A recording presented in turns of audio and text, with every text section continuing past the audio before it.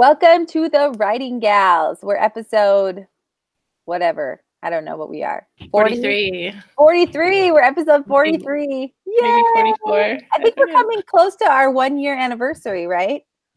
I think so. Maybe. We should do something fun for that. Maybe we'll make Victorine sing to us or something since she's not here.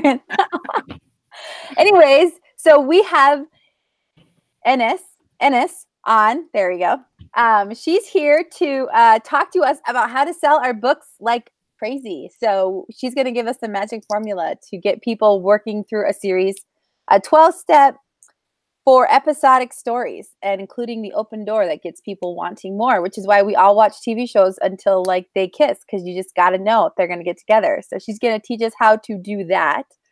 But first, we will find out what everyone's up to. So let's start with Judy, if she wants to go ahead and let us know what she's up to.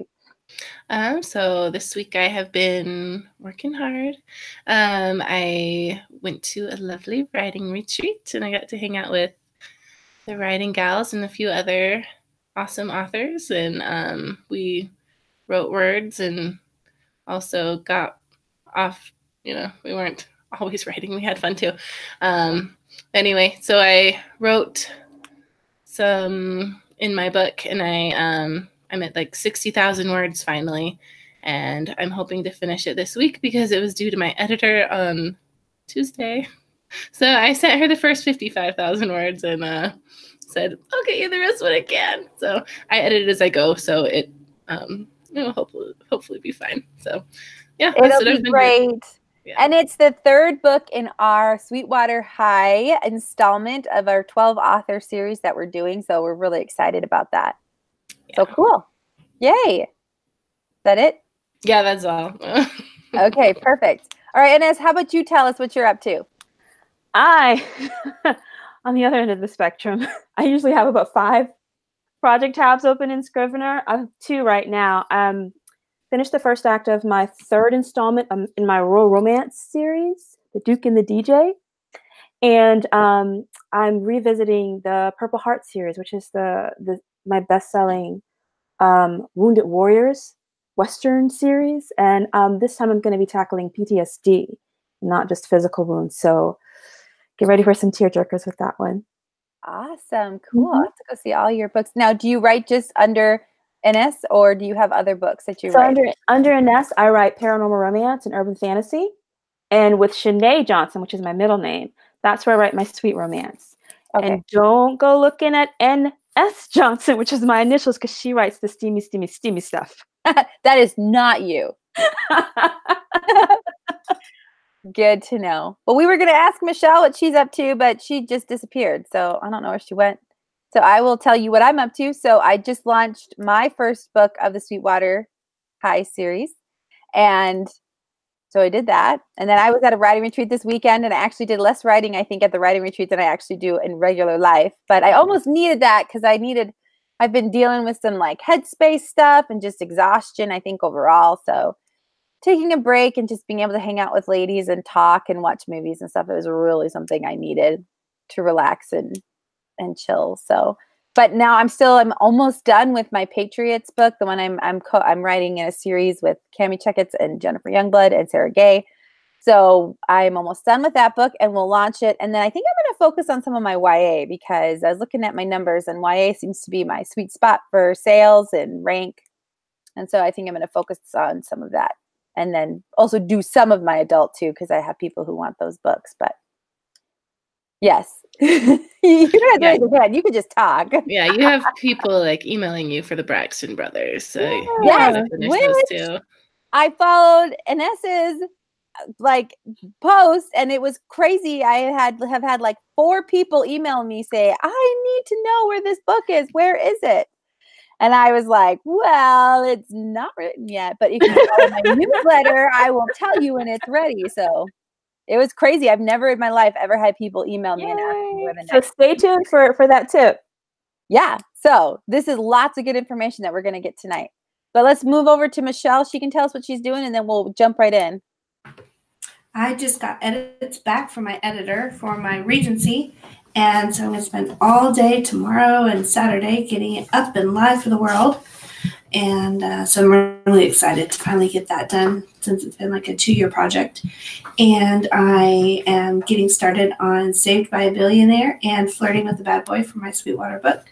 So I'm kind of trying to, and I actually started my next Regency for Regency House Party. So I'm in the middle of 3 books already. And I outlined my calendar all the way through August, guys. Wow. And I am very optimistic. I don't know if I'm smart, but I'm optimistic. So yeah. She was emailing us or texting us today. She was like, I have to release 5 books in 3 months or something like that. Yeah, wow. it's crazy. It just kind of all just boom, boom, boom lined up, and it's expensive to edit and cover that many books in that window of time.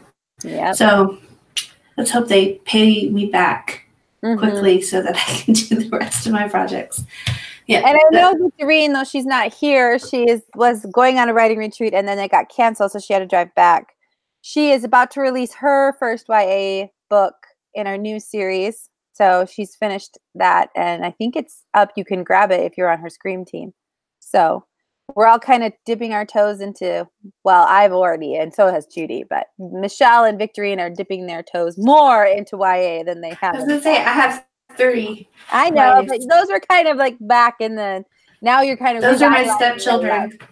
So we don't talk about. We don't talk about. Those are just, up in the attic. Okay, Ines, I will tell you about her and her fabulous things that she has done. She is a lover of fairy tales, folklore, and mythology. Ines Johnson spends her days reimagining the stories of old in a modern world. She writes books where damsels cause the distress, princesses wield swords, and moms save the world. Ines writes books for strong women who suck at love. If you rocked out to the twisted triangle of Jem, Jerica, and Rio as a girl, if you were slain by vampires with souls alongside Buffy, if you need your scandalous fix from Olivia Pope each week, then you'll love her books. Aside from being a writer, professional reader, and teacher, Ines is a very bad Buddhist. She sits at Sangha each week, and while others are meditating and getting their Zen on, she's contemplating how to use the teachings to strengthen her plots and character motives. And Ines lives outside of Washington, D.C. with her 2 little sidekicks who are growing up way too fast. It's funny that you talk about meditating, because I'm like, I don't think as a writer you can meditate. I think all you think about is like, oh, I should put this in my plot. Oh, I need to write this down. Nobody look at me while I stop meditating and go. It is difficult. I tried meditating too, and like some days I'm more productive than others. I don't know. I'm not a good meditator, so I have mad respect for people who are. You got to really think about your breathing. That's all. Yeah. Okay, so I will turn the time over to you. You have a PowerPoint type thing for us, and we might stop in the middle and ask for questions. So if you are watching on the YouTube channel, go ahead and shout out the questions if they have to do for that specific plot or specific thing. And if we see some questions, we might pop on, but you just take it away. Okay, so I'm going to share my screen.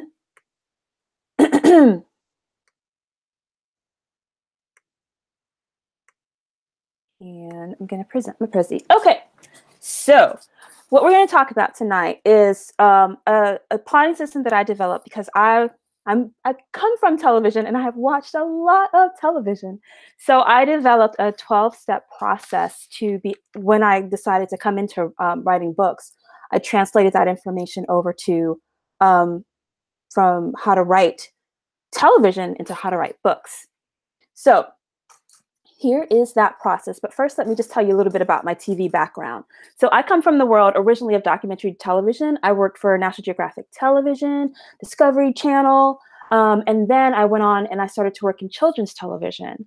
And I've got way too many degrees. That's what that little diploma and cap is there for. I've got a master's, a bachelor's, and a doctorate that I now use to write romance novels. I also write under 3 different pen names. Ines Johnson is the steamy stuff. And S. Johnson is my urban fantasy and paranormal romance name. And then Shanae Johnson is what you guys in the Writing Gals know me as, where I write Western romances and horror romances. So that's where all that comes from. Now, I gave you guys some homework if you're in the Writing Gals Facebook group. I asked for you to either watch or read the scripts for Scandal and Buffy the Vampire Slayer. And that's what I'm going to be referencing tonight. So if you haven't read or watched those scripts, if you haven't done your homework, you can still, it's perfectly fine. You can still, this is going to live on YouTube forever, so you can come back and watch it later. If I'm talking too fast, which I probably am going to do because I'm trying to get all this information in really quickly, you can pause me, you can slow me down, you can fast forward, you can do whatever you need to with the play controls on YouTube, so no worries there. But the reason that I chose those two scripts is because I am fascinated with strong female characters, but strong female characters who are flawed. I don't like female characters who are perfect. I like them flawed. So in my bio, you heard about, I love Gem and the Holograms. If there's any 80s kids out there who love that television show as well, you had Gem and Jericho, who were the same person, and Jericho had the boyfriend Rio, and Rio also liked Gem. He was really confused why he had feelings for these two different women. So it started at a young age, me liking these really flawed women. And another of my favorite shows is Battlestar Galactica. And if you know who Starbuck is, then you know she's super strong, but she's a really flawed character. So Buffy the Vampire Slayer, who falls in love with a vampire, and Olivia Pope, who fixes scandals and is in love with the president, they're my kind of girls. So that's why I chose those two scripts that we're going to work on. This is a huge lecture that I give when I teach for RWA, and I'm going to skip over stuff like we don't need to know about the history of serialized stories. We're going to just dive right on in. So this plotting method works really well it doesn't work well for standalones. It works really well if you're going to write more than one book in that world or with those characters. And there's two ways to go about this. You can write a series, which is a string of books with the same main characters or related characters in the same world. Think the Black Dagger Brotherhood by J.R. Ward. Think The Sullivans by Bella Andre, or Courtney Milan and her brother Sinisters. All those characters are related and they keep popping up in the books. But you can read them out of order and not have too much trouble. Whereas a serial is stories that are usually about the same character, and there's an overarching plot, and it has to be read in order. Twilight is a serial. If you read those books out of order, you're going to get confused. If you read Game of Thrones out of order or Harry Potter out of order, you're going to get confused. So that's the difference between those two. You're either writing in a series with this method or you're writing in a serial. And you get to choose what you're going to do. Okay, so I like to begin with thinking of the big picture. Again, if you're in the Writing Gals Facebook group, then you will have access to a worksheet that I uploaded earlier this morning, which is going to give you basically some note cards on sheets of paper to help you to plan out your story. Because again, I like to plan globally. So we're going to think, just like Aristotle taught us, we're going to think beginning, middle, and end. But in television, we call that the setup, the confrontation, and the resolution. So if you have a story in mind that you're thinking about writing, or if you're writing a story right now, and you are maybe stuck at a plot point, then this will really help you. I recommend you get out a pen or pencil and start to jot down some notes. So you want to think first about the setup, which is the beginning of the story, or act one. In a setup, the whole purpose is to get in there and establish everything quickly, everything that everything the audience or the reader would need to know, what the ordinary world is like, who the main character is. You want to show what's extraordinary either about that character or about the world or the situation that the character finds themselves in, because that character is going to have a want or a need. So if we were to turn to your story that you're either writing right now or you're thinking about writing, I want you to think of who is your main character. And if you're writing dual POV, just focus on one character at a time. I recommend listening to this whole thing, focusing on your hero, and then come back and listen to the whole thing and focusing on your heroine. So with that main character in mind, make a list of what the reader will empathize with or find extraordinary. It's my opinion that when you can make the reader or the viewer empathize with the character, when you can make them identify things in themselves that they see in the character, you've got them for a whole bunch more pages than if you just wrote some really beautiful prose. If you make me care about your character, I'm going to stick with you for longer.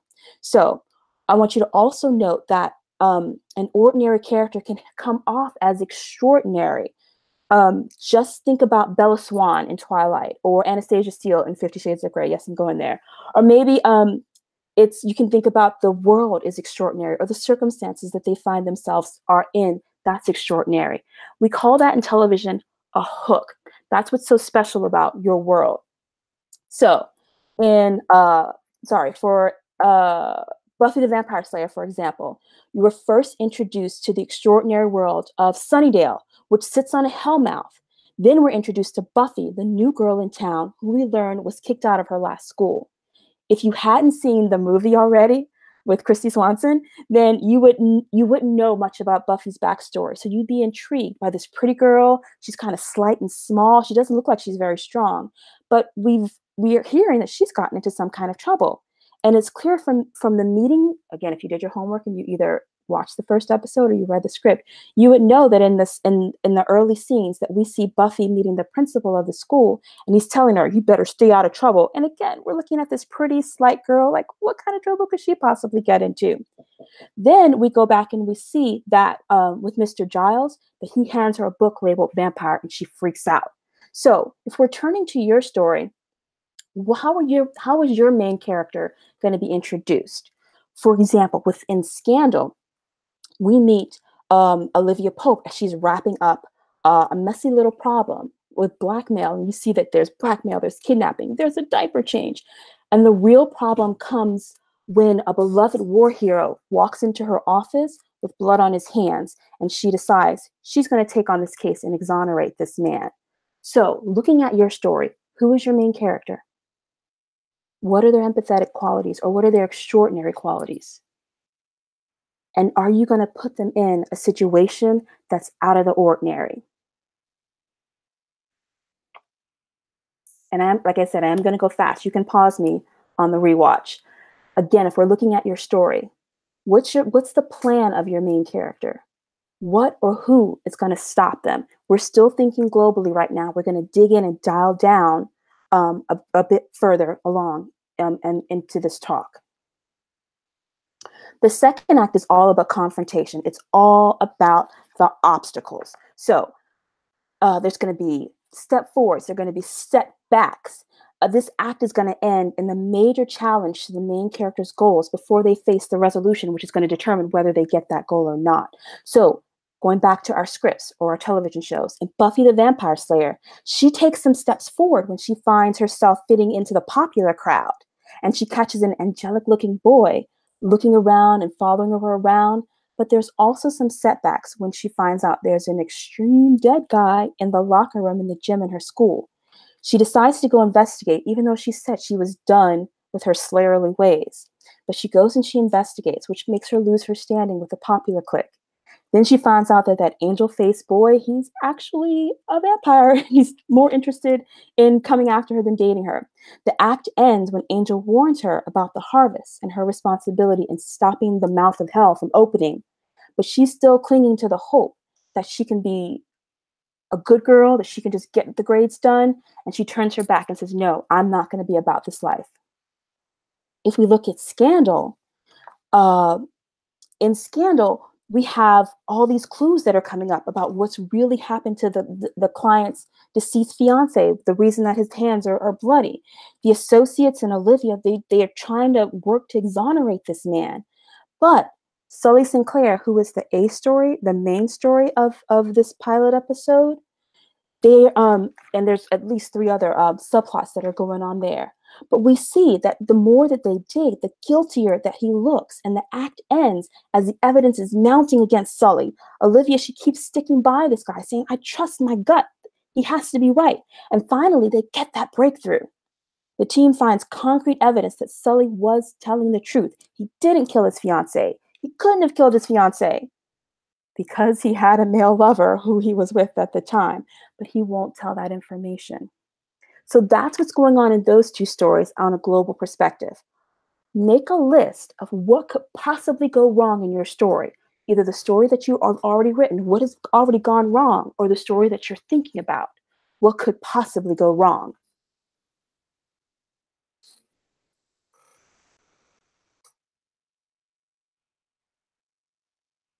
And then we have the resolution. So hopefully you are making a mess of the middle. You're putting them in situations that they can't possibly figure out how to get out of. Well, now it's your responsibility as the creator to actually get them out of it. By the end of your story, hopefully your hero or your heroine will achieve their goal, or they could fail. Because remember, if you're writing a series or a serial, we're not going to say the end at the end. There's going to be another story. So they're going to get their goal, or they're going to meet with another obstacle in this whole in the whole arc of the whole entire story.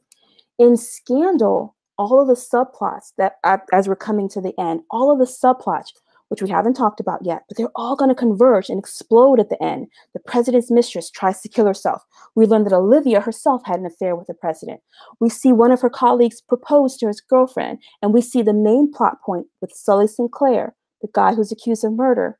He decides to he's able to get out of jail by coming out of the proverbial closet. The main goal of that story, clearing Sully, the client, that was achieved, but the story isn't over because Olivia turns to her former boss and says, I'm taking on the president's mistress. I'm taking him down. With Buffy the Vampire Slayer, we end the third act with Willow in danger, and Buffy has to make a choice. She's gonna have to pick up her stake again in order to save this new friend. And when she does, she closes the door on being the popular girl. She closes the door on staying out of trouble. Buffy does not achieve the goal that she set out to have in the beginning of Act 1. In fact, the episode ends with Buffy in trouble. In fact, she's in a coffin with a vampire over her and she's about to get killed. And that show is going to end, that first episode is going to end on what we call a cliffhanger. How are you going to end? Will your character reach their goal in this installment? Does that goal possibly change and you're going to address it in the next installment of your series? Make that decision. I'm going to pause real quick as we look at things globally before we go into each plot point individually, just to see where we all are, because that was a good deal of information. So for your, what you're talking about is serials, right? Like, or would you give that same kind of recommendation for a series in terms of, yeah, because when I wrote Her Boss, I didn't end it where they had a marriage. I ended it more where they had like, oh, we still love each other. We discovered we loved each other. And then I ended it because I was like, I will cover their, engagement and marriage in the subsequent books as I talk about the romance stories of all the brothers. So that's something that you would suggest. So don't close the romance door for the book 1. Well, you can close it sounds to me like you're writing a series. The second book is going to be a new brother and his love interest. Right. So you can close the door on that you can make the choice to close the door on that particular couple. They're not going to have any more problems, but we keep seeing them. And the new story is the story with the brother and what's going on with him. If it were a serial, then we would come back to, well, they didn't get married. So now in the next book, maybe they have to break up for some reason. And then in the third book, they finally get married. Right. Okay. I think the only question we had on the YouTube channel was about your worksheet. So she said she couldn't print it. So maybe we need to, we'll figure that out after this. So I think we're good. I think everyone's super engaged. So yay! Go ahead to the next little bit. Let's dive then into Act 1. Okay, so here we are. We're in Act 1. Now, so ideally, and this is my recommendation, you guys, you perform your art the way you want to, but I like to think globally, and I like to have kind of an idea of where I'm going with Act 1, Act 2, and Act 3, the beginning, the middle, and the end, before I actually go in and go into each of the plot points. So remember, the whole purpose of the setup is to get in there quickly. We need to get the audience up to speed, knowing what they need to know in that ordinary world with that main character. At the same time, we're showing them why this world is so extraordinary. What are the empathetic qualities of the hero? And we also need to get that goal so that we know what the plan is as the hero is about to start this journey. So we're going to do something that's called a teaser. So when you read the script, if you read either the Buffy script or you read the Scandal script, you would have seen something called a teaser. You would also seen acts, and you might call me a liar when you see that there are 3 acts and not, when there's 6 acts and not 3. the reason for that is that television is usually divided into 4 to 6 acts, depending upon what channel, what time of day, because TV needs to get paid, and the way that they get paid is with the commercial breaks. So those points are for the commercial breaks. But here is a really good tip. The same way that we have chapters at the end, we divide our books up into chapters, and you really should be, at the end of each chapter, you shouldn't be ending on a point where you kind of let the tension go. You should really try to find a point at the end of the chapter where tension is ratcheted up. Nobody should ever be going to sleep at the end of a chapter, because it's a perfect time to put the book down. You should be hanging off of a cliff. You should ask a question, and the answer is at the beginning of the next chapter. And that's one of the things that I learned in television, is that you never let the tension go. So when you sit down and you watch television and you come to a commercial break, there's always a tension point. So really pay attention to how television writers are ending each of these sequences, each of these breaks. So even though it's 6 acts, we're still talking about it as though they're the 3-act structure. So a teaser. I do want to teach you how to do a teaser, because I think it's a really valuable tool to have in your writing kit. You can think of it like a prologue, and you really wouldn't be wrong, because when we think of a prologue, the function of a prologue is to establish the setting and to give background details or insight into a plot line that's kind of not in the immediate timeline. And just like I said, with the setup, we've got those 3 goals. The setup should be immediate, it should be quick, and most importantly, it should do something to grab attention. And that's really what a prologue does. In Scandal, the opening scene of Scandal is the quintessential prologue. It's one of my favorites, and you should know that I'm a complete Shonda Rhimes convert. The opening scene of Scandal establishes that the setting is Washington, D.C. It gives background details, and it gives us insight into the main character, Olivia Pope. But do you notice, we never see Olivia Pope in that first scene? Scandal uses one of my favorite tricks. It uses the novice to introduce us to this world.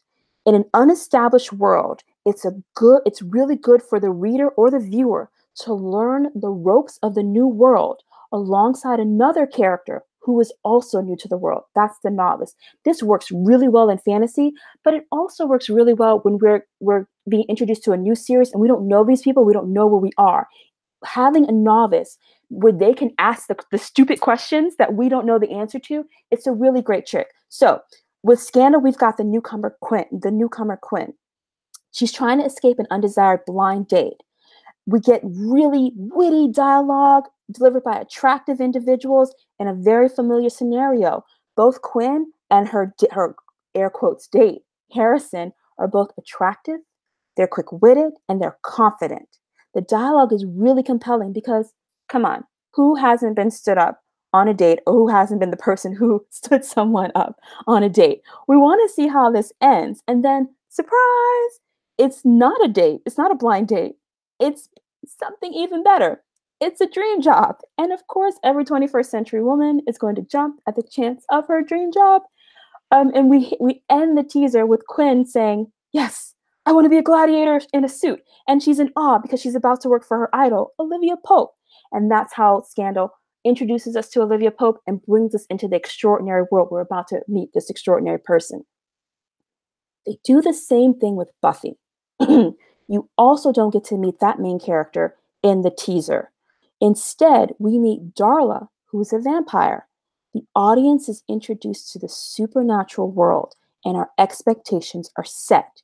We know it's going to take place in a sleepy town. We know specifically that it's going to take place in a high school because that's where we physically are. And we know that in high schools, there's teens hormones, there's angst. We also see that women are going to kick butt because Darla, who's looking all innocent in her little plaid skirt, we see that she's not helpless at all. She actually takes a bite out of her would-be suitor. So Buffy and Scandal, they both introduce the world and the world's rules instead of introducing us to the main character. What are you going to do here? Who or what will you introduce first? Are you going to introduce the character? Are you going to introduce the world? Or are you going to introduce the situation? It's your choice, and there's no wrong answer. Like I said, I'm going to go fast. I'm going to get through these 4 plot points, and then we're going to take another pause for questions. So the second plot point is the want or need. So if you choose to introduce, but please note, if you choose to introduce the world or the situation before you choose to introduce the character, you're going to need an in-between scene so that you can introduce the character, because we don't want to wait too long to meet who we're supposed to be identifying with. You want to meet them quickly and give us a little bit of who they are so that we'll get to understand their want and need. So also, when you introduce your character, be sure that you show us their personality. Make them empathetic. Make the audience, the reader, care. Show us what makes them tick, because we're about to go on a journey with them, a roller coaster of a journey, actually.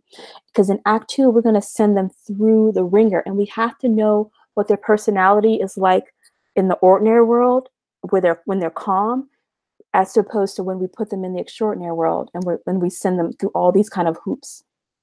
So the want and the need.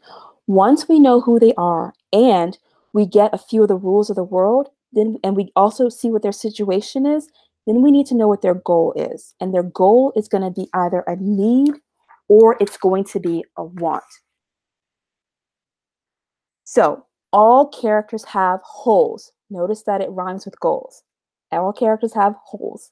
You open the first chapter of a book and you find a human being who believes they are lacking something crucial in their lives. Perhaps it's the dream job or the right social circle or their mother's or their father's approval, or maybe it's love. Most of us are probably writing romance novels. Rarely do you enter the world of a character who finds themselves whole with a W. A part is usually missing.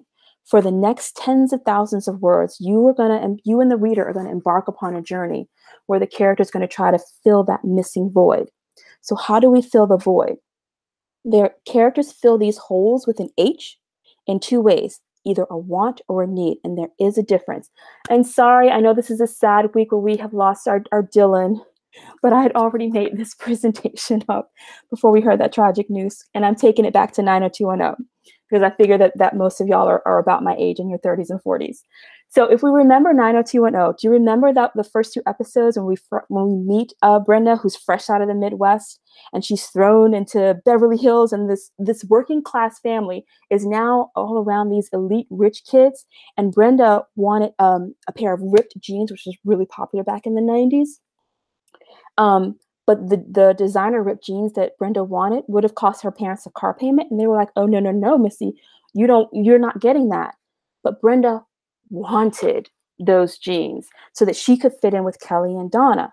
But her mom was like, no, you just need a pair of pants that's going to cover your booty and you'll be able to go to school. So that's what she got. Brenda got just the jeans, but she was crafty.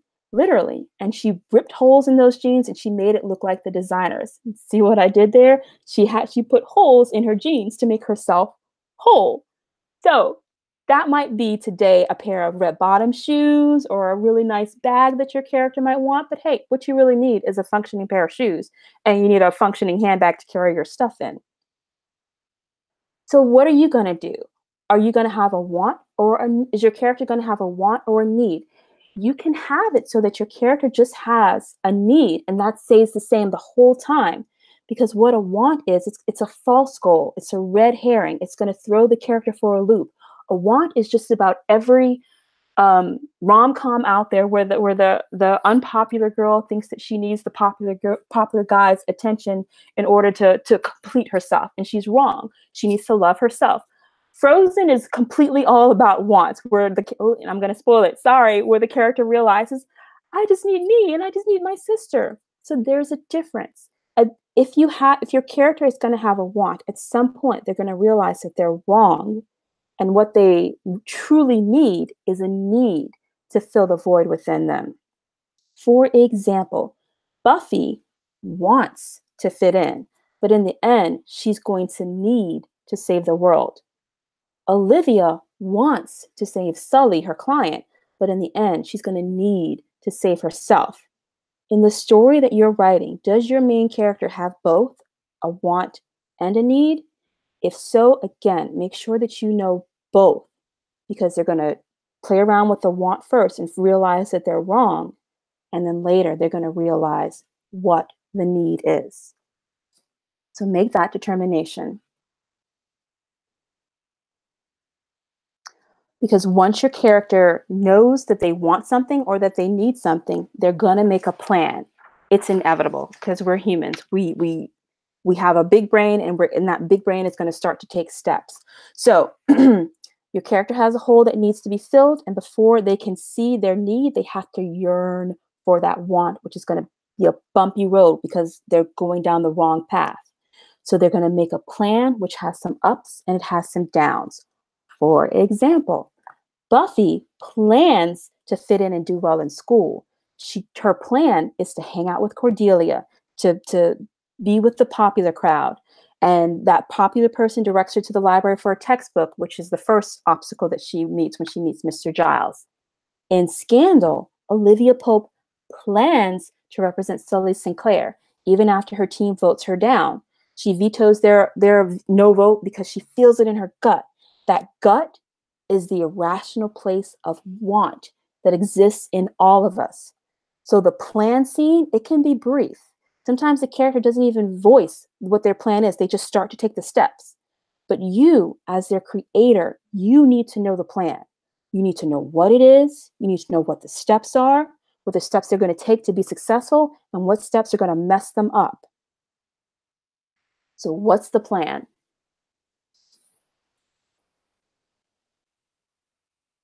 And finally, the last plot point in Act 1 is the obstacle. So we're going to throw some monkey wrenches in their way because nothing worth having is gained easily. We're about to enter Act 2, and I like to call Act 2 the obstacle course because and I think it's my opinion that your character needs at least 2 obstacles. Definitely with this plotting method, you need at least 2 obstacles. I encourage you to have more because that'll just rip readers' hearts apart. But you need at least 2. And there are 4 types of obstacles, and I want to go through those 4 types of obstacles with you. Remember, you only need 2. You could have 2 of the same. It's up to you. So we're going to leave the world of Scandal and Buffy for just a second and play around in Disneyland. So the first type of obstacle that I want to talk to you about is the antagonist. It's the bad guy. A specific antagonist lends clarity and power to the dramatic structure because their primary function is to oppose your hero or your heroine, the protagonist. The antagonist doesn't have to be evil, but they should personify what is the antithesis of the character's goals. For example, in Cinderella, the wicked stepmother does everything in her power to oppose Cinderella's happiness because that's what Cinderella wants. The wicked stepmother, she withholds her affection, which is what Cinderella wants, and then she obstructs every chance at Cinderella's grab for true love. In the adaptation, Ever After, one of my favorite movies, Danielle, the heroine, works tirelessly to gain acceptance, which is her want, from her stepmother, who is the antagonist, until Danielle realizes her family of friends, including the prince, that their love is unconditional, which is Danielle's need. Do you have an antagonist in your story? Or maybe you have the second type of obstacle, which is a physical obstruction. So physical obstructions are just like what they seem. They're material barriers standing in the way of the protagonist. They can be rivers, they can be deserts, they can be dead ends, they can be a car crash. They can be anything that represents a physical obstacle in the way of the protagonist achieving their goal. For example, in The Little Mermaid, Ariel's fin, physical obstruction, prohibits her from walking on land to meet her true love. She wants to be part of the human world, I'm not going to sing, and gives up those fins only to find a new obstruction when in getting her goal, when her voice is taken away from her. In the Little Mermaid adaptation, Splash, yes, I'm going there, 80s baby, Madison, the heroine, leaves the sea to be with Alan, her want. But when her legs get wet and her fins come back, which is the physical obstruction, she's forced to tell Alan the truth of her existence in the hopes that he'll come and spend forever with her under the sea, which is her need. I hope I'm giving you guys some great plans for weekend movie viewing. Okay, the third obstacle is inner or psychological problems. With inner obstacles, they're intellectual, they're emotional, they're psychological, and the protagonist has to overcome them before they can achieve their goal. For example, dealing with fear, dealing with pride or jealousy, or a need to mature. All of those would fall into this category. So let's talk about Shrek. Though Fiona's greensome appearance is thrust upon her by magic, she stands in her own way to true love because outward appearances matters to her more than what's on the inside. And we watch as she bumbles and fumbles her way along an obstacle course that would lead her to her own inner beauty until she can finally see that she and her hero the ogre, are perfect just the way they are. So Princess Fiona, who is the heroine, hopes to be rescued by a knight in shining armor, which is her want. And that knight she hopes is going to break her curse, which is the obstacle, until she realizes that true love is colorblind, which is her need. The final obstacle is mystic forces. So mystic forces enter most stories as accidents or chance, but they can be expressed as moral choices or ethical codes. They can also be personified as gods or supernatural forces, which the character has to contend with. In The Princess and the Frog, magic is what alters Tiana's life, and she struggles to hop free of its hold. And in order to do that, she has to let go of the love she's found in an effort to have her dreams come true. So, in The Princess and the Frog, Tiana, who is the heroine, aims to fulfill her father's dream of opening up a restaurant, but she's turned into a frog, a mystic obstacle, and is only rescued by the love, which is her need, of the frog prince. So now it's your turn. List the potential obstacles of your particular story that either you are writing or you're thinking about writing. And we're going to take a minute for some questions.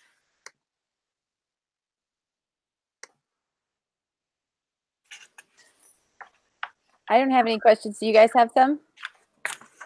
No, I just want to say that though you're making things really, I've like tried to figure out how to do all these things before, so this is helping a lot. And just having you say that, so you said that the characters need to have a need, but not necessarily have to have a want. They don't necessarily have a want. I feel like the want is kind of what people are doing to twist things. So you think you're going after one thing the whole time, and then just as you get over the midpoint of the story, you flip the script. No, that's not what that's not the thing that you should be questing after.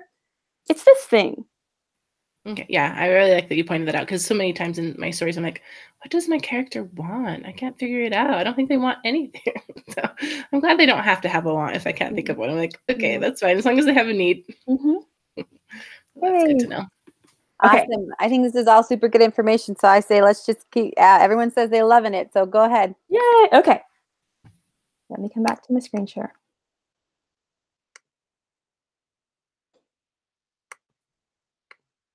Okay, we are coming to Act 2. So in Act 2, the confrontation. This is the obstacle course I was telling you about. So just to recap, we got to know our main character and we started to care about them because we made them empathetic. I'm going to keep hammering that because I really feel like it's important. Make us care about them and then we'll care about their goal. So we began to respect them too because they made a plan. And now in human minds, they're like problem solvers. Let's solve this problem. Let's go after this goal, regardless of whether it's a need or a want. And they're determined to gain that, whatever it is, the need or the want. And so you start to pull the strings because as authors, another title for us is Puppet Master. And you start to throw wrenches in the plan so that at the end of Act 1, your character is left in some kind of turmoil. And your readers are now at the edge of their seat. And hopefully they're getting paper cuts or they're getting carpal tunnel because they're turning those pages so fast to see what happens next to their beloved character. So we're getting to that middle part. In the middle of the story, the hero or heroine must confront many obstacles, which are going to test their resolve. You're going to throw more than one at them. I recommend at least 2, but you can throw as many as you want. They're going to face some false victories. They're going to face some setbacks, and they're going to have to regroup once or twice before they advance to get to the end. But let's deal first with that obstacle that you threw at them at the end of Act 1. I want you to think, how did they fare with that particular obstacle? Did they succeed and get closer to their goal, or did they fail and have a setback?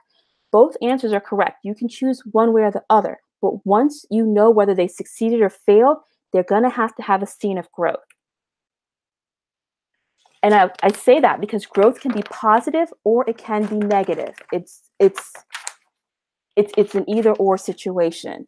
So you'll need to have that scene of positive or negative growth. If we're looking at, if we're going back to Olivia Pope in Scandal, at Pope and Associates, the group is very doubtful of Sully's innocence because they keep seeing evidence to prove that he did this, he committed this crime. They have a plan to find evidence to prove him innocent, but again, they keep coming up that evidence to the contrary. That's until we learn, and I got permission to say this, that Paige is a whore. Finally, there's some evidence that benefits their client, Sully, the woman that he loved, the woman that he was going to marry, his fiance, who he's been accused of killing. She had another lover who could be the suspect. This growth, although it's inappropriate, is positive growth. As we watch Abby skipping through the hall, shouting her find. It's a very brief scene, but there's a short celebration, and the crew thinks they're getting somewhere finally with this case. They're getting closer to their goal. On the other side, with Buffy, Buffy's plan originally was to stay out of trouble and to fit in. Her plan to fit in changes a bit when she sees how mean Cordelia is. Instead of buddying up to Cordelia, Buffy decides to befriend Willow, the object of Cordelia's rule. This is another example of positive growth, but it's also an example of how plans start to change a little bit. Buffy veers her path away from the popular clique to what will become the Scooby Gang. For negative growth, I've got to go back to Disney. So if your character went up against the obstacle and they got knocked down, they might be rethinking their whole plan. They might even be thinking about considering. So if your character, for example, with The Little Mermaid, Ariel wanted to become human. But one of the obstacles she faces after she makes a plan and she goes and has a bit of magic done to get her legs, she gets the legs, but she loses her voice and she's devastated. She also has no idea about how she's going to achieve her goal of meeting the prince now that she's mute. That's negative growth, that loss of her voice. It's negative. So after the impact of the obstacle, the hero is going to have three options. They might advance forward because the obstacle barely brushed them on the shoulder. But really, would that keep an audience turning the pages if your hero or heroine face no adversity? The answer to that is no. So we don't usually have true success. Instead, they're going to face either number 2 or number 3. They may have thought that they advanced, but soon they come face to face with an unintended consequence. That's better known as a false victory. Or they may have barely caught their breath after getting up from the obstacle, and they face a major setback when another obstacle knocks them down. So to give you an example of number 2 and number 3, the false victory. Remember how Abby was going about shouting?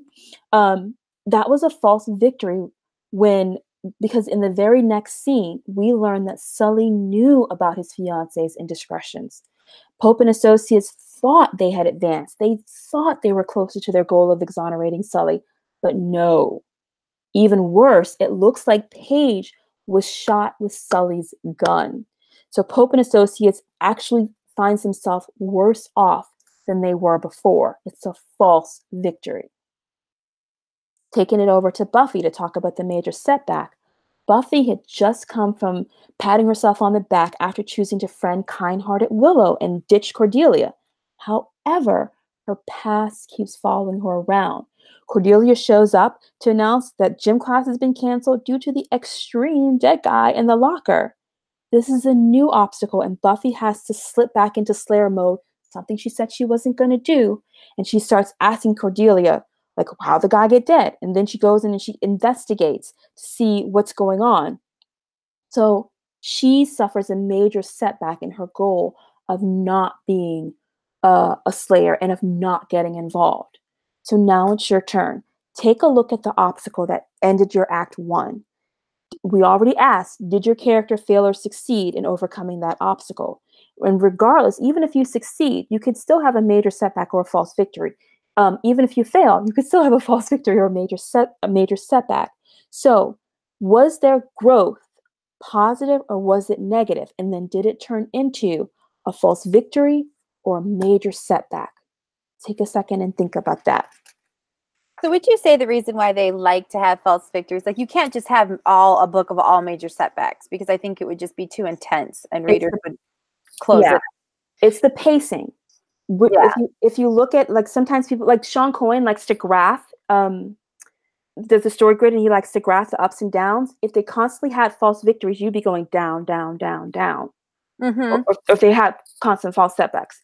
So you want that pacing to go up and down to get right. You want to let some of that tension out of the balloon, and then be like, oh no, we're gonna fill it up, and we're gonna fill it up just a little bit more now. So now things are gonna get a little worse. Would you say that then, like in romance, a false victory would be the first kiss? Or like an almost kiss, maybe? An almost kiss. So then would a first kiss be a major setback then? Or because that wouldn't be true success, because normally when we give them the first kiss, then we pull them apart. So not necessarily a true victory or major success. That's the growth. So a kiss might be growth, where they think that they're coming closer together. Okay. And then the result of that kiss is either a false victory because maybe the ex-girlfriend comes back, or a setback where she thinks she's in love and he's like, oh, no, I want to be friends. Right. Okay. Cool. It's very interesting. I'm like, I know I write these things, but I would never be able to like describe why or how it all works. Yeah. I can write, but I cannot talk about writing sometimes. A lot of us feel this naturally. We understand this pacing, but I'm one of those minds that I'm like, no, you got to break it down to me, down to the decimal of why does this work and why does it not? So I'm here for you. All right. Okay. Keep going. Okay.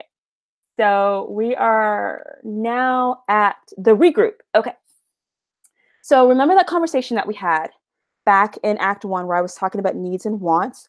Here is the moment that your hero or your heroine figures out if their goal is truly a need or if it's a want. That's when they figure this out. So in Scandal, we got to remember the goals. Olivia's main goal was and continued to be to prove Sully innocent. And she gets hit with obstacle after obstacle that kept showing that, nah, this man is guilty. But Olivia keeps trusting her gut. And even when she's confronted with the bloody gun, she stands firm and by her goal, and she tells her team, make it stick, make his alibi stick, because her goal, her need doesn't change. She needs to prove this man innocent. For Buffy, things go a bit different. Buffy wants to stay out of trouble. That's her goal. But in the end, she has to keep people safe because she's the only one that can. That's why she goes and she starts investigating the dead guy in the locker, even though she knows that it's going to pull her back into her slayerly ways. And like I was saying to you guys, this is where we have a plot twist, because we thought we were after one thing, and then it turns out, no, it's actually something else that we're after. So if your character realizes that their goal is a want, and they realize I need this instead, well, you're going to have to let them say that. They're going to have to shout that out loud now, and you're going to have to make a new plan. So you regroup back to a couple of plot points ago, and you start again. State the goal, make a plan, take the first step, and you're about to meet another obstacle. And that obstacle is the confrontation. Now, remember I said that I recommend you have at least 2 obstacles. This is the second obstacle. So if you're going to have obstacles, other 3, 4, 5 or more obstacles, make it happen before the confrontation and just keep repeating that pattern. They have an obstacle, they have a growth scene, whether it's positive or negative, they have a victory or a setback, and then you can keep doing that on repeat until you get to the confrontation, because the confrontation is special. The confrontation, it's still either one of the 4 obstacles, an antagonist, a physical obstruction, an inner psychological problem, or a mystic force. But the important thing about the confrontation, it's the last obstacle that your hero is going to face before the resolution. There's 2 schools of thoughts about the confrontation, and both are right. you get to choose. So you can choose to take the road number 1, which is you can make this obstacle the biggest that the main character has ever faced. Or you can take road number 2 and make this obstacle the same or lesser than the others. It doesn't matter. It's up to you. I recommend making it huge because I feel that makes it your heart pound more. But there is something to be said where you're just about at the silver lining, which is the next plot point, and the reader might be able to see that just beyond the horizon is exactly what you want, but the character is so tired. So sometimes it's kind of gratifying to see that you just need to take one more step. It's up to you.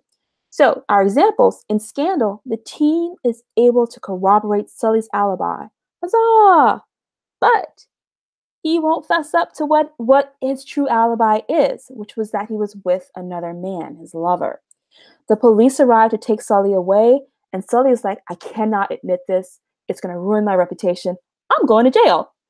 So they're not able to corroborate the case, and the case is pretty much closed. There's nothing worse that Olivia can imagine. She knows somebody is innocent, and she can do nothing to prove it. If we look at Buffy, in the pilot episode of Buffy the Vampire Slayer, Buffy is hanging out with her new friend Willow. The two girlfriends are getting closer. Willow is telling stuff about her dating life, which she tells Buffy is non-existent. And the two single girls, they're commiserating. Meanwhile, Buffy sees Giles, the Watcher, and she goes and she talks to Giles while she sees Willow walking off to talk to a guy who Buffy pegs as a vampire, and then Willow disappears. Yikes. So,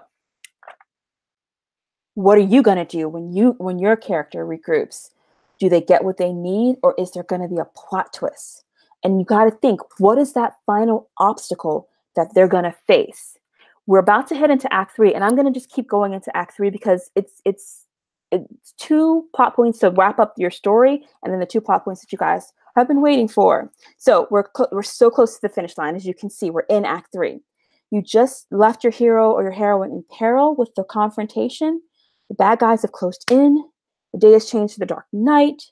And all looks like it is lost, but it is not. There is a rainbow at the end of this path. There is a silver lining that is waiting for them. Your main character just has to get there.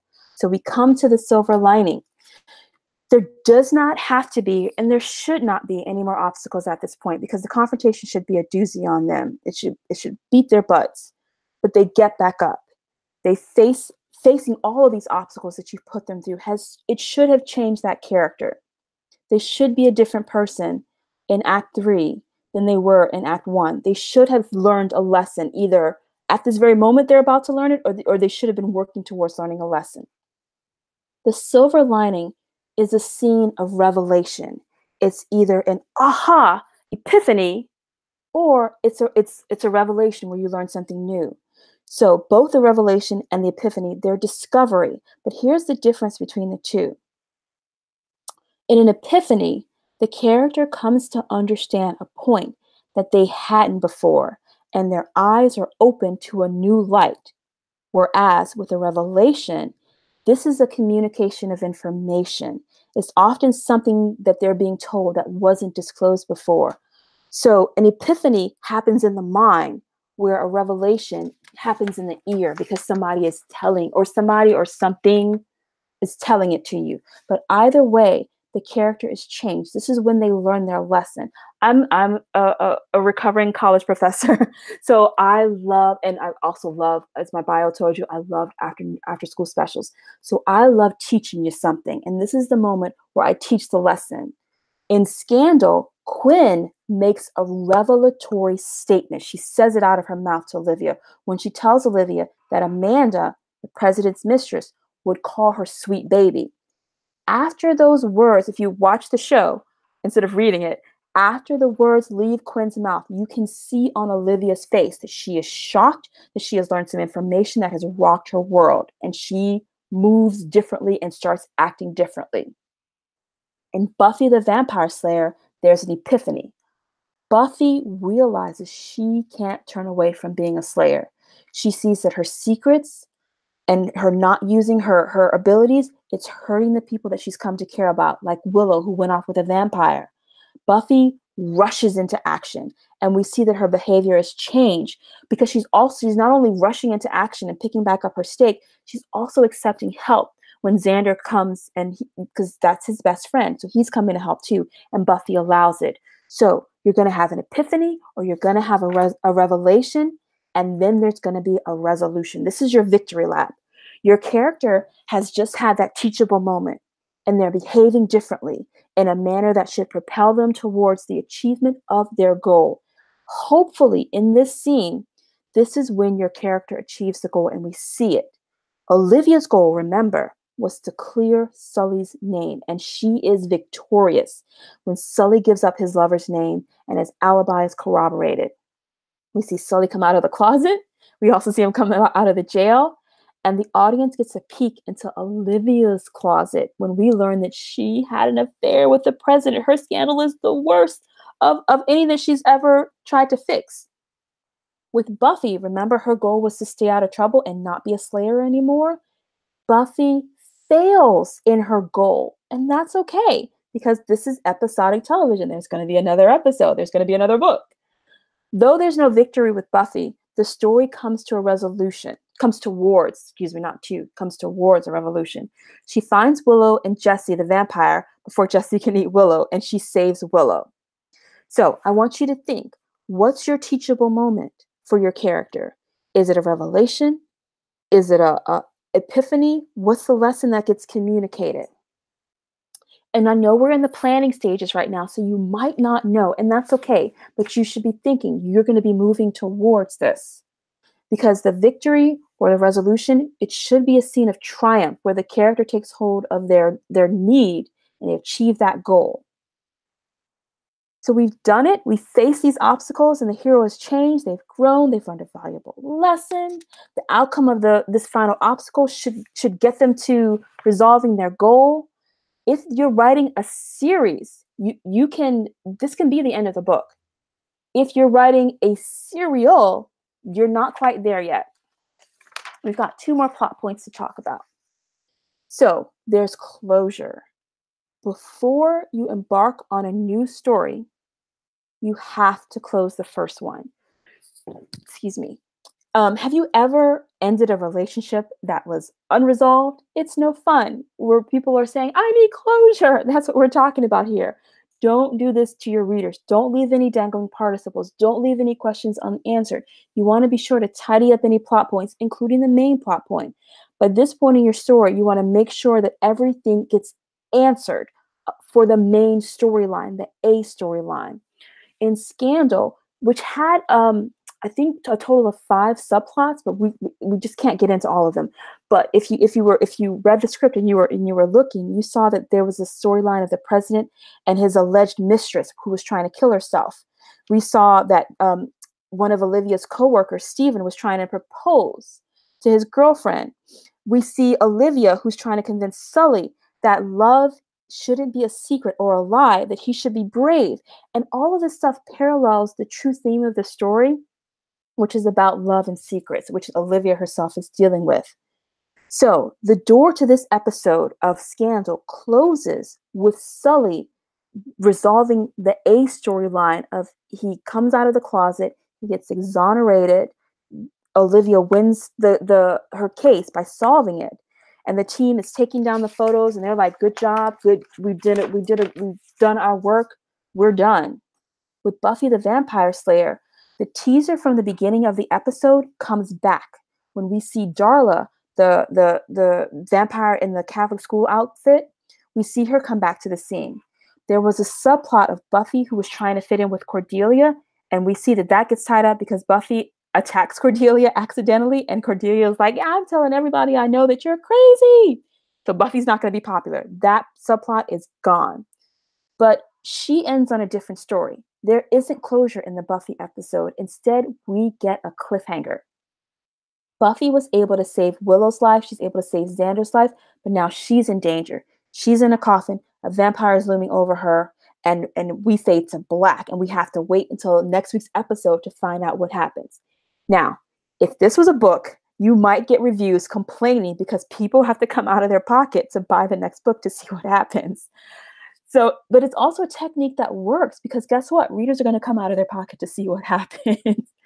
But I have something up my sleeve that I think will stave off the complaining review. So once you give your closure, once you end the main plot point and you close that door, or you choose to leave a cliffhanger, it's up to you. But let me talk to you about the open door plot point. This is the last plot point in my 12-point method.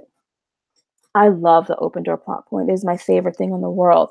I believe that the method of the open door works because what you do is you've closed storyline A, but now you're going to open up a new storyline, probably with new characters. So as I said, with Buffy, it's a cliffhanger. You just have to wait for the next episode. But with Scandal, they do it differently. They close out the main plot point with Sully, but they open up a new plot point with Olivia and Julia's affair with the president, which they introduced in the last few scenes. We see Cyrus, who is the president's chief of staff, come, and he's trying to smooth things out with Olivia because he knows that she has the power to take the president down. And instead of smooth talking her, Olivia's like, you tell the president that I'm now his mistress's lawyer, and you tell him that this isn't over. So that is the last thing that we see with Scandal, is they open that door to a whole new plot point. And we have a sense of satisfaction because Sully's case got closed. But now we're ready to tune in next week because there's a new thing that's about to happen. So with the open door, you get closure because the first storyline ended, but now you have something overlapping it. So for the last time, it's your turn. What are you going to do here? You want to make sure that you close all of your subplots, especially your A line. You got to close that main story, which we call the A plot point. And then there's B, C, D, and as many as you want to get. You want to plan that final scene because that should go hand in hand with your goal. I like to think of these as bookends. So if in the beginning of Scandal, Olivia wanted to solve Sully's case, at the end, she solved Sully's case. At the beginning of Buffy, she wanted to turn a new leaf. At the end, she does not turn a new leaf. She's exactly in horrible condition. But they should bookend each other. Whatever you started at the beginning should answer it in the end. So if you're choosing to do an open door plot point, here's where you want to think about what your next story is going to be. And what I like to do is I like to go back to the beginning and think about my setup, my confrontation, and my resolution for the next story, and have those in my mind when I'm writing the plot point for the open door so that I know where I'm going with the open door and introducing the next character or introducing the next storyline.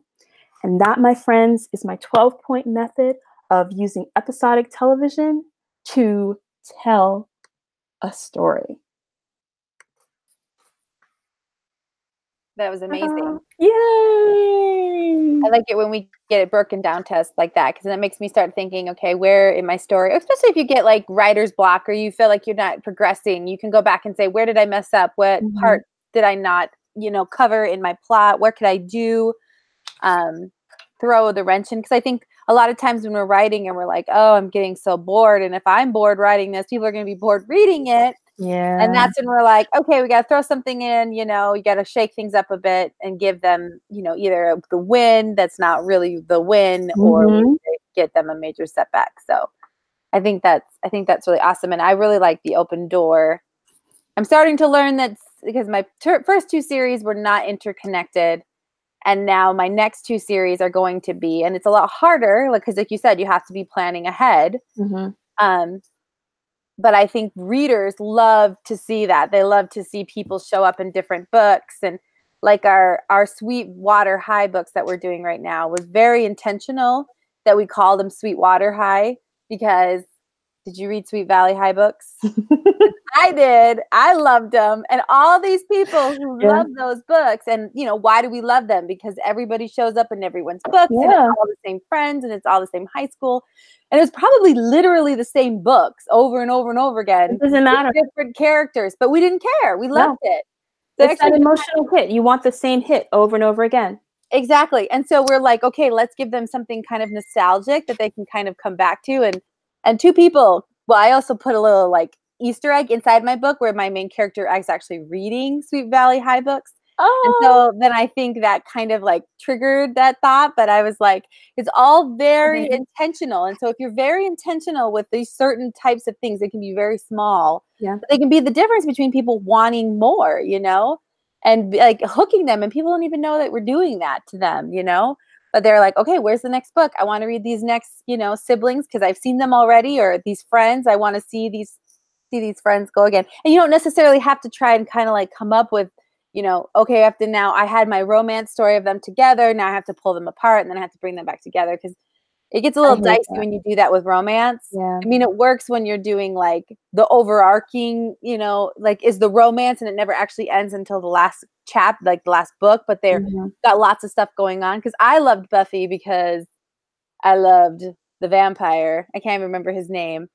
David Boreanaz. Oh my gosh, my cousin was obsessed with him. Yeah, and like you wanted them to get together. That's the reason you watched. Like, so that was the plot point. Yeah. And then I was thinking about like The Office too. Like originally it started off not as Jim and Pam, but it started taking off like that, where everybody watched it to see if Jim and Pam got together. And if you notice, like, I remember as like them. Yeah, no. And then it, like when they got together, they actually never like showed them like their first date or anything, because I think they're like, wait a minute, this is not what this show is supposed to be about. This show is about The Office. It's not about their romance. So they had to kind of like backtrack a little, but they had to also satisfy all the people who were watching it to read for Jim and Pam. Anyways, totally random, off topic. But it's like interesting, like when you start like piecing all this stuff together, you're like, oh my gosh, this totally makes sense. But she said something really interesting, because I know some people out there are not plotters, and I think that this works well if you have already written your book and then you go back and you're like, let me find these places and make sure that I have them. Mm-hmm. Yep. And I found when I do the like the open door thing, it makes me excited to write the next book, because I've already like gotten to know the characters that are going to be in the next one, and I kind of know what's going to happen. So I'm like, oh, I already know what's happening in my next book. It's already kind of written in a little way, you know. Yay. I like doing that. Okay, so I have a question. Mm-hmm. So let's move on to book 2 and 3 in your serial. Mm-hmm. You plot each one of them using the same order as this one, basically? Basically. I am not loyal to any plot. I developed this plotting system and I'm not loyal. Because I think that stories come how stories come. And I need, like, I will start with Act 1, Act 2, Act 3. Set up, confrontation, resolution. Always, because you have to have those. But then sometimes I pull things out of order, and that's fine. So I think that if you start with set up, confrontation, resolution, because every story is going to need that, that's a better way to think about it.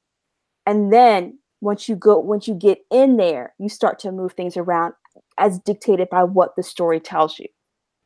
Now, second question, can you think of your overall serial plot in the same framework as this? The way that you do, let me bring this to television. So the way that when I do television, I would have to have a 12 or 13 part plot, overarching plot that would have to carry me through the whole season. So it might be like with Scandal. So the overarching plot of Scandal was a murder that happened with the president's mistress. And was that really his mistress? So that was an overarching plot. And then within those, you got these cases. So you would deal with different things. So you might have, so with my Wounded Warriors, the overarching plot was these guys had to get married by this deadline. So in each one, you would see how they dealt with this, because a lot of them didn't want to get married. So you have to figure out first, what is the overarching thing? With Buffy, it was the Hellmouth was going to open by homecoming time. So they had to assemble their team. They had to get the weapons. She had to get trained. They had to get allies, all within these. So I would say do that first. What is your overarching plot? And then go in to each one. Does that help? Yeah, it's a lot to think about. Yeah. We had, I think, a similar question. So Courtney asked, so this is meant to be the first in the series or serial, right? Do you have a similar structure for a serial? So I thought it might be a good thing to to kind of touch on. I'm not one of those people that says you have to have all 12 of these. Because sometimes you're not going to have that open door plot point. Like at the end, when you're done, you're not going to have it. It's done.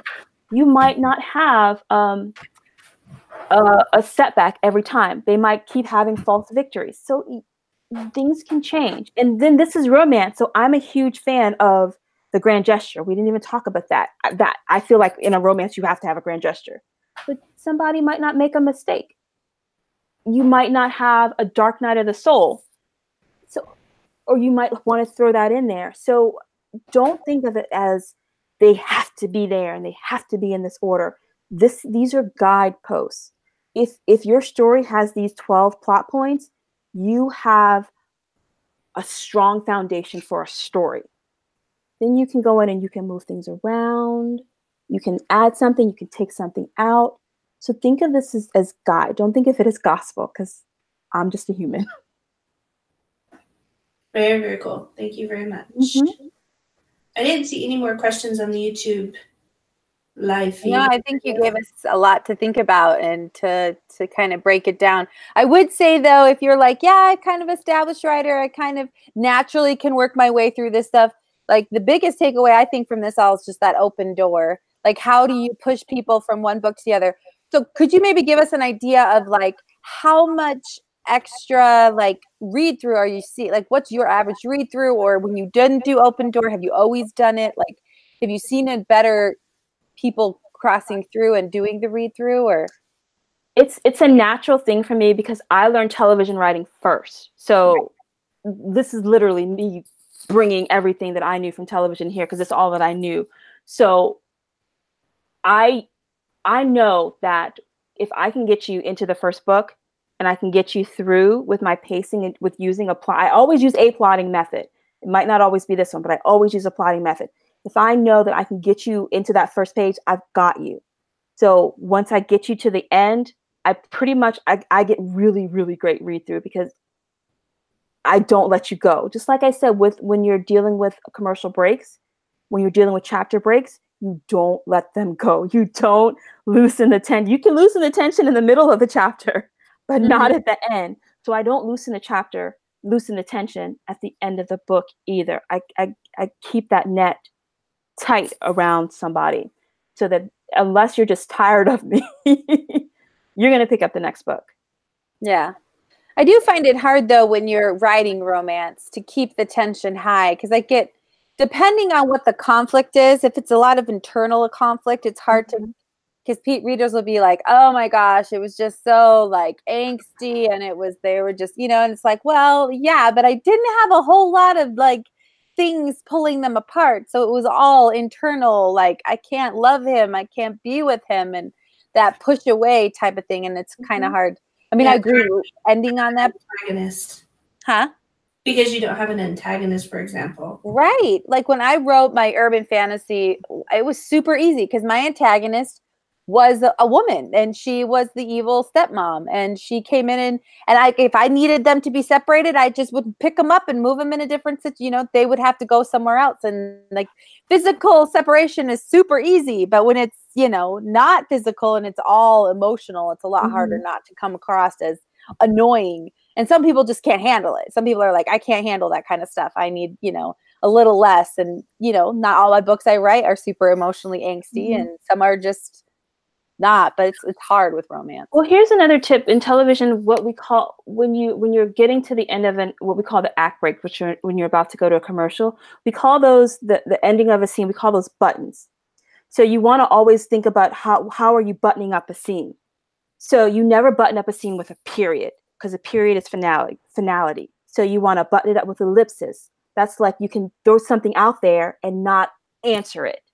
You want to end with a dash, which means that you're about to introduce something, but hang on, wait, you got to turn the next page. So it doesn't have to necessarily be an antagonist pulling them apart or physical obstruction. It could be something as simple as she heard a sound, and then she has to, and then you put the guy's POV next, and he's off doing something, and you're like, wait, what sound did she hear? So it's not necessarily even him. or she's trying to make a decision, or so it doesn't have to be the two of them. It can just be something where we want to know what happens next, but you're going to make us wait until we get either to her POV again or to the next chapter.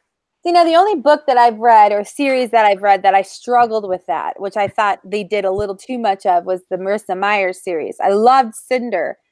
That great book. I loved the second book because she was telling two different stories in one book. So there were Cinder stories and there were Scarlet stories. And the story that the book was based on was always the romantic one, right? And so I could deal with the second one, you know, going back and forth, because Cinders was really not about romance anymore. It was more about her overcoming these battles.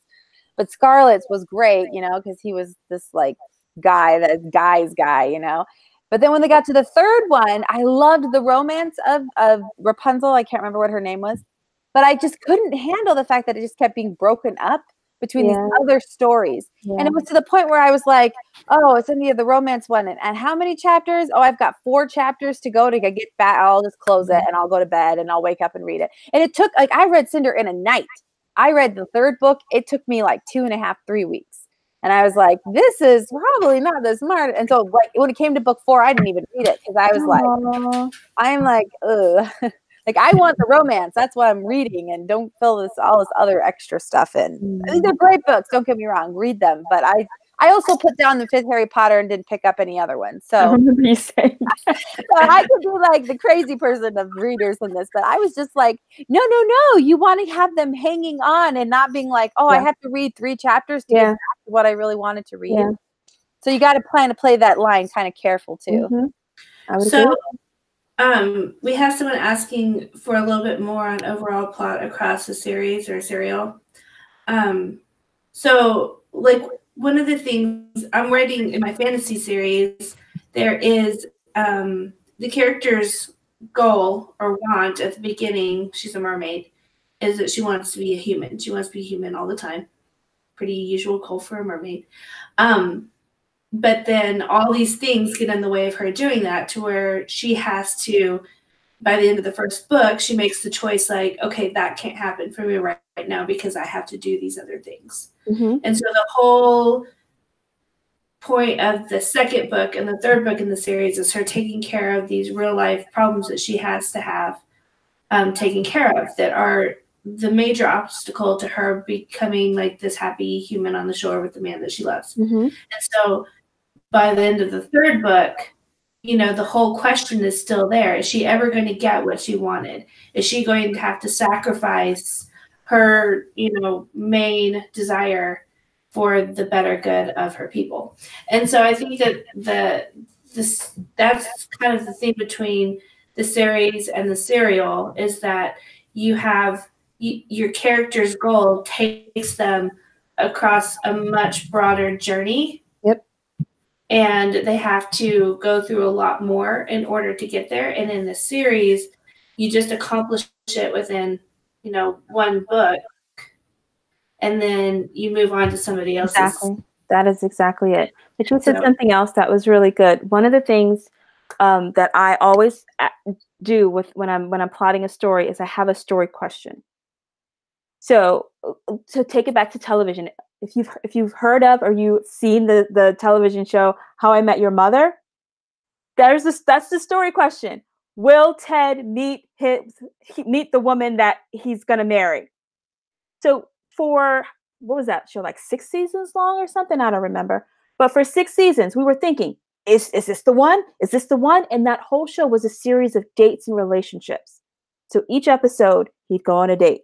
Each episode, he confronted another problem with why am I not dating material? Why doesn't this girl want to marry me? So that was the whole overarching issue of, am I gonna get married? Am I gonna meet this woman who is supposed to be with me? And each chapter, each episode, that was a different date. So if you can think of it like that, what is the story question? That's going to be your overarching plot. And then answer that question a little bit more with each book.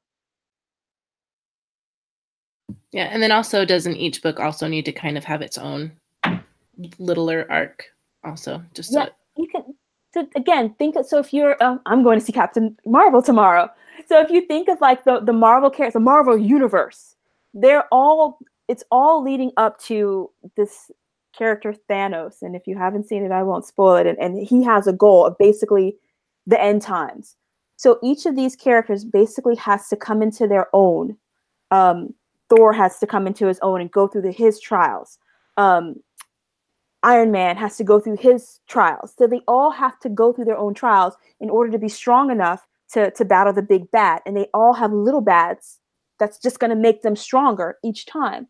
So that's another way to think about it. So for folks who are struggling a bit with how do I plan my whole series, think about series like that. Think about movie series. Think about your favorite television series, and go and take a look at season 1 and what was the goal of season 1, and then look at each episode. That's the best way to do it. You can look. There's websites that have what we call these in television. We call them series Bibles, which will have the season, and then it'll list what each episode was about. So you can go and look for those, and you'll see that whole structure laid out for you.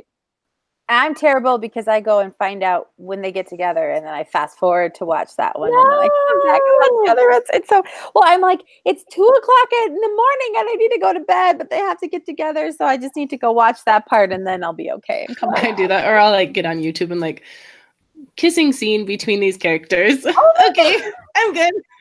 And then I can move on with your life. Yeah, and then you're like, okay, now I can watch this show, because man, sometimes they take forever, and you're like, oh no, not this scene, man. Like, no. So Paul's just gonna be like, I'm never coming back and talking to these ladies again. You're ruining the moment. I guess that's what happened. That's the benefit of being able to like binge watch, you know, on Netflix, that you can watch all that together. Yep. And I've always been a little bit curious if that would change the approach of TV and movie producers and writing, since Netflix is not a commercial driven thing, and it's not a wait till next week kind of thing.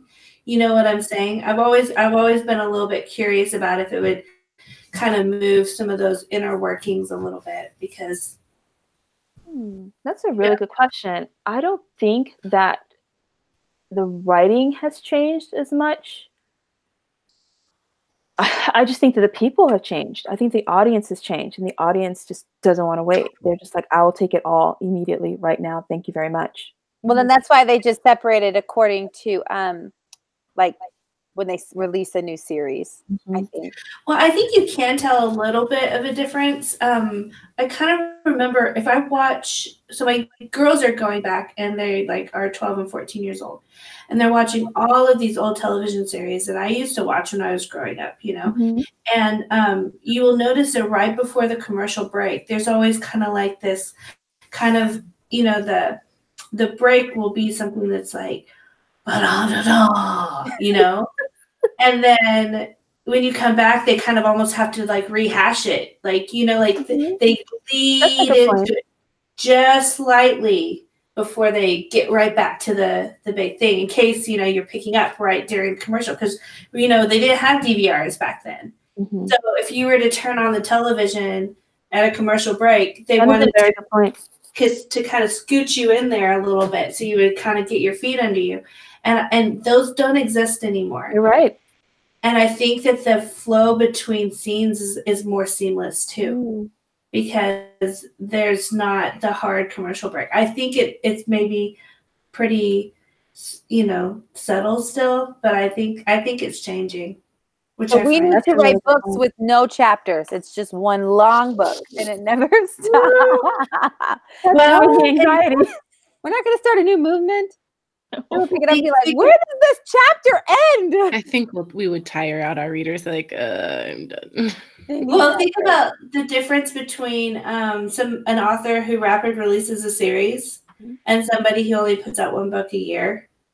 Like, how much harder do you have to hook people to make them wait a whole year to buy your book? Like, well, they do say that most people read one book a year. What? Yeah, the vast majority. I think that we, with like the whale readers and the romance readers, like we're used to that high consumption, but our readers are not the norm. That's crazy. I would not have thought that. there's some statistic out there. I can't remember where I heard it, but yeah, the vast majority of people read one or a couple more books a year, which is crazy. They're deprived. Yeah, I know. Well, I think I'm going to stick with romance then. Yeah, me too. With the high consumers. That's why fantasy isn't selling that well. No, I'm just kidding. They'll wait longer for They a already new read their release. book That's for the this possibility. year. You got to catch them January 1st. You got to be in their face. Bye, my book. Got to get before everybody else. Well, we want to thank Ines Johnson for coming and speaking with us and talking us plot and open door. And hopefully we'll all go out and write fabulous series where people won't want to put them down. Yeah. And if you guys have any questions, she's really active on the Writing Gal. So if you're happy to answer any questions, just tag her in them. And we will see you next week. We're not really sure what we're going to talk about. So it'll be a surprise. But we're hoping to get some more people on the podcast to talk to us about lots of different things. But we're really grateful that she reached out to us and asked us and that she came on. And we would love if you were subscribed below because we love lots of love. And that way you will never miss another podcast episode. And hopefully next Victorine, I don't think will be back with us. Or maybe she will next week. I can't remember. She's kind of a busy lady right now. So anyways, thanks for staying up late with us. Bye.